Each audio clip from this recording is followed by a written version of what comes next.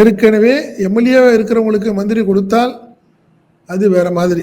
திரும்ப நான் நின்னுக்கிறேன், நான் அமைச்சராக போறேன்னு சொல்லி திருச்சி கிழக்குக்கு வந்தாருன்னா அப்போ திமுக தாவேக்கா என்ன மாதிரி பிளான் பண்ணுது? சரி போடு, அடிச்சு விடு.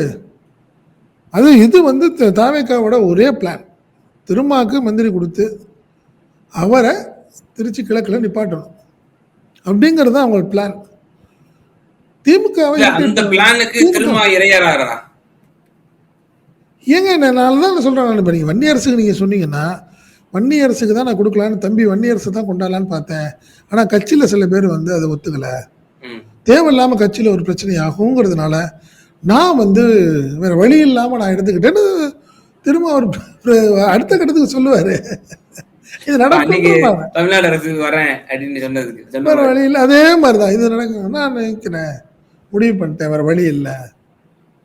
இன்னைக்கு நம்ம வந்து சில விஷயங்களை நம்ம வந்து பண்ணிதான் ஆகணும். சொன்னாரு யாருக்குமே மெஜாரிட்டி கிடைக்காதுன்னு நான் நினைச்சிட்டு இருந்தேன், அப்படி ஆயிடுச்சு அப்படின்ட்டு.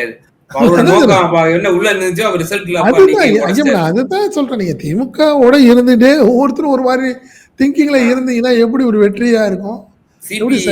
தலைவர் பாலகிருஷ்ணன் கூட ரிசல்ட்டுக்கு ஒரு நாள் முன்னாடி ரொம்ப கண்ணாபின்னு பேசி விட்டாரு திமுக. ஆமா கரெக்டா, திமுக இளைஞர்கள் கையில தான் இருக்கு அப்படி இப்படின்னு தாவேக்காவை ஆகா போகட்டாருங்க, அவர் பேசிவிட்டாரு. சரி, அதனால நீங்க ஓட்டீங்களா திரும்ப கண்டிப்பா சொல்லுவாரு. இப்போ ஒன்றும் இல்லை, அவர் மந்திரியா அவரை வந்து முதல்வர் ஆக்க போறாங்களா இல்லையான்னு கேட்டதுக்கு ஒவ்வொரு இடத்துல ஒவ்வொன்று மாற்றி மாற்றி பேசிவிட்டார். அதே மாதிரி திமுகவும் அண்ணா திமுகவும் ட்ரை பண்ணாங்களான்னு கேட்டால் ஒவ்வொருத்தரையும் ஒவ்வொரு மாதிரி பேசுறாரு. இப்போ அதே மாதிரி சொல்லுவார். அதெல்லாம் இதெல்லாம் வந்து தாவேக்காவோட அஜெண்டா. இதுதான் சந்தேகம் எனக்கு, பிஜேபி பின்னாடி இருக்குதான்னு சந்தேகங்கிறேன் நான்.